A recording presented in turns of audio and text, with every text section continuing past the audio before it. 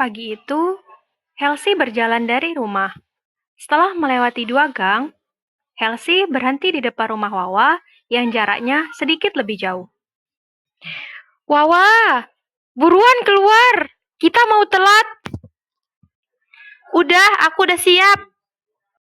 Hihi, ayo. Kalian gak akan percaya apa yang barusan terjadi. Mereka mulai berjalan.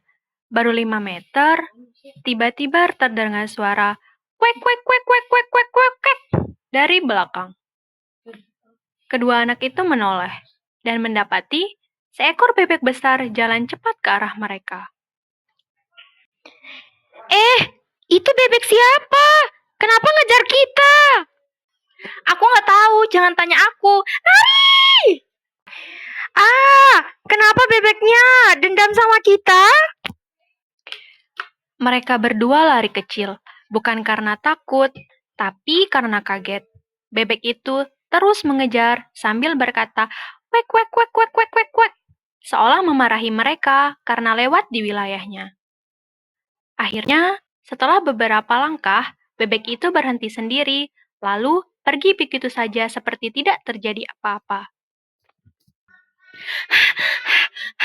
Aduh, sumpah, itu bebek galak banget. Kenapa dia ngejar kita sih? Kita cuma lewat. Ya, siapa tahu itu bebek teritorial jaga wilayah. Sampai di sekolah, mereka masih saja membahas kejadian itu. Wah, bayangin kalau besok dia ngejar kita lagi. Hahaha, jangan bilang nanti dia bawa geng bebek. Udah nanti Bu Rani masuk. Benar saja, Bu Rani masuk ke kelas membawa buku.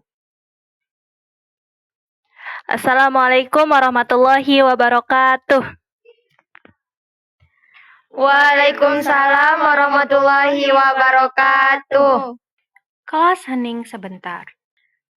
Wah, sumpah, aku masih kebayang. Bebek itu lari kayak ninja. Dia tuh larinya kwek kwek kwek kwek kwek. Shh, diam dulu sebentar. Terlambat. Bu Rani sudah mendengar suara mereka. Helsi, Wawa, keluar kelas dulu ya. Kalau masih ingin membahas bebek, bahas di luar. Maaf, Bu. Mereka keluar kelas dan duduk di bangku luar.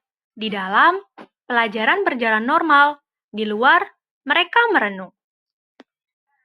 Kita kebablasan ya? Iya, gara-gara bebek.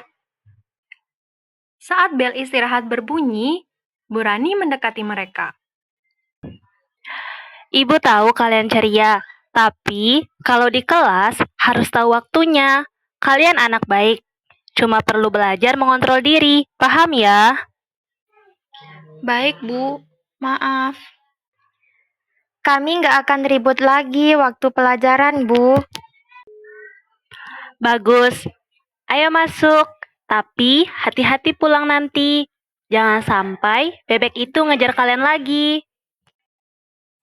Mereka berdua tertawa. Apapun yang terjadi, pagi itu akan selalu menjadi cerita lucu untuk mereka.